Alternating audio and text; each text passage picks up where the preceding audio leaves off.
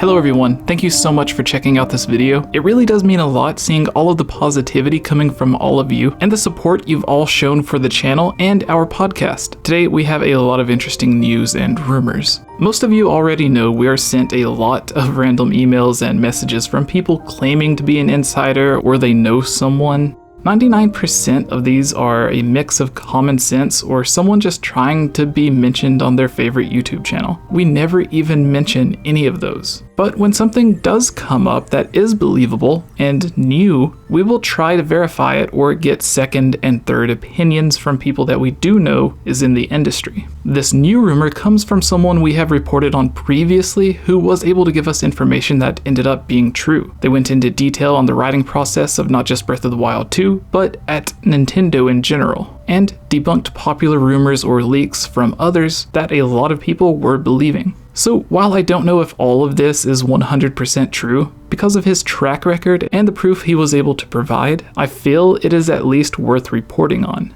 Especially since a lot of you on our Discord said that you didn't care, you just wanted to hear it. Instead of covering the entire email like we have previously, where we needed to black out certain details or paragraphs to not give away too much information on who the person could be, I'll just give a summary of what was said. It has reported details on Ocarina of Time and a lot on Breath of the Wild 2. One of the more interesting things is that he said more bilingual Japanese and English translators have been hired to work on the game in different positions, and one of them even taking the place of a previous administrator. He gives a lot of other details on Breath of the Wild 2 and updates. Some are heavily tied into these new hires. He goes a little into details on past games and even changes made for connections between Hyrule Warriors Age of Calamity and Breath of the Wild 2. If you've been watching our videos, you know that Daniel and I really don't think there's going to be much connection between these two games. So what he had to say and the fact that there was any at all was interesting. The main part begins after the usual greetings. He brought up when he talked to us about Ocarina of Time on Switch. He hadn't heard anything about remakes of Ocarina of Time, the Oracle games, Twilight Princess, or any other games, but had seen paperwork and other things mentioning Ocarina of Time and the Nintendo Switch. He says at the time he didn't want to say too much, but tried making it clear that none of it had Ocarina of Time HD or Ocarina of Time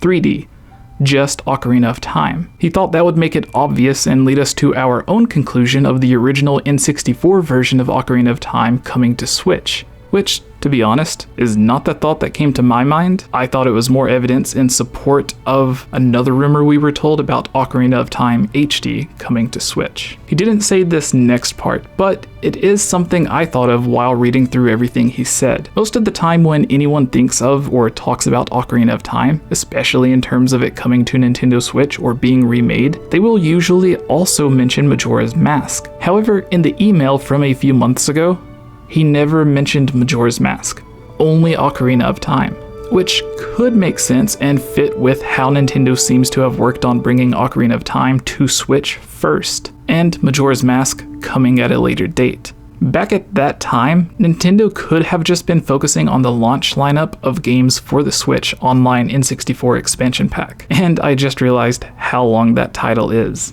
He continued saying he believes Master Quest will be coming early next year and GameCube games have been worked on, and there are plans for them, but most games have issues running properly on Switch. He had other stuff he said not to mention. Not too much of it was on Breath of the Wild 2, but what he did say we were fine with talking about was that more people has been added back to the team of people working on the writing, translation, and overall localization process. In a past email, he mentioned how the game had mostly finished its main phase of localization, and most people working on that team had already moved to a new game, with only a few people remaining to finish anything left or missed, and any rewrites that came from Japan. He went on to say some other stuff on the game and process, but only felt comfortable with us reporting on what he said about more people being added to the team, having nothing to do with DLC, but changes that team leaders and the supervisors above them were requested to make to the script. Some of it was to add more humor, but mostly,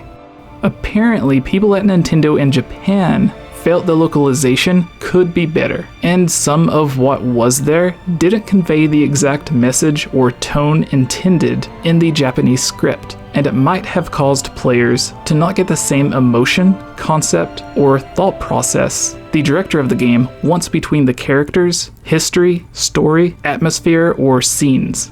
Originally, the team was given the usual amount of freedom for any game in localization, but around August it was requested to rework those sections of dialogue and some cutscenes. He even mentioned details in a specific book found within the game that would be important for a small part of the story, which needed to be heavily rewritten to match what was said in the Japanese script as close as possible. Almost all of these subtle references to the events of Hyrule Warriors Age of Calamity needed to be completely removed and replaced with new text that was similar to, but not exactly matching the Japanese script. Even some key cutscenes were required to be rewritten, and even had new cutscenes, or dialogue that just did not exist before, being added. He went into more details on this, but only wanted us to say this part was a little more difficult because it was almost impossible to match what was written for the Japanese dialogue. They needed to cut a lot for certain characters and add in their own dialogue because each word that is meant to be spoken by a specific character, every time their mouth opens, it is for a specific sound. So the translated text has to be able to match the number of syllables, as well as the sound produced by the character's mouth, which is why it originally varied from the Japanese text, but they felt it still portrayed the same messages. He finishes with some other stuff and included they had a lot more items and descriptions to work on that he either didn't notice originally or were also brand new to the game. He also mentioned trading sequences a little bit, but I'll have to make a separate video for that. And again, if that is a video that you all want, please comment below and let me know. A lot of Breath of the Wild 2 rumors have been going around. Most are the same, various people saying it will release in 2022 or 2023. Some say it will release on Switch and be a launch title for Nintendo's next console, and some are even saying Nintendo is planning on releasing Wind Waker HD and Twilight Princess HD on Switch due to Breath of the Wild 2 being delayed until the end of 2022. This is despite the fact that it can't really be delayed into late 2022 because all Nintendo has said is that it will release in 2022. Late 2022 is still 2022. With no official release date, it can't really be delayed.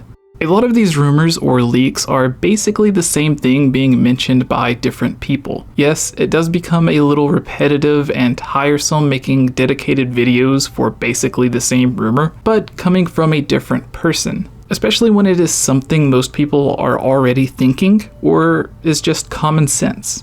However, it is really fun seeing all of your thoughts and discussing them with all of you. So when you message us, sending us a rumor or an article from a website or someone else, the interest and support that you show and the fact that you all care and want to hear our opinions is why we will continue making videos about these rumors or leaks, which you all send us. And of course, I want to give a huge thank you to all of our Patreon supporters who give us video ideas like this, some of our Zelda theory, top 10 list, and discussion topics that we discuss on our podcast or other videos. If you would like a shout out at the end of all of our videos or the beginning of our podcast, the Hylian Gamescast, as well as any of the other benefits mentioned. So thank you Jon Snow, ZAIN, FRAN, WIGGLYWIGGLE, NORNARB or Brandon, SOBERX, Mr. MONOCLED, METROID, Jen, SuperNX64, David, Zoe, Natsu, Jesse, Andremoy, Ashton, Justin, Candy, Chad, BKRS7, Larulian Sheep, Largnar, Monica, Shadow to Us, Rusty, Lovable Christy, Henry, and of course, Gus. Thank you all so much.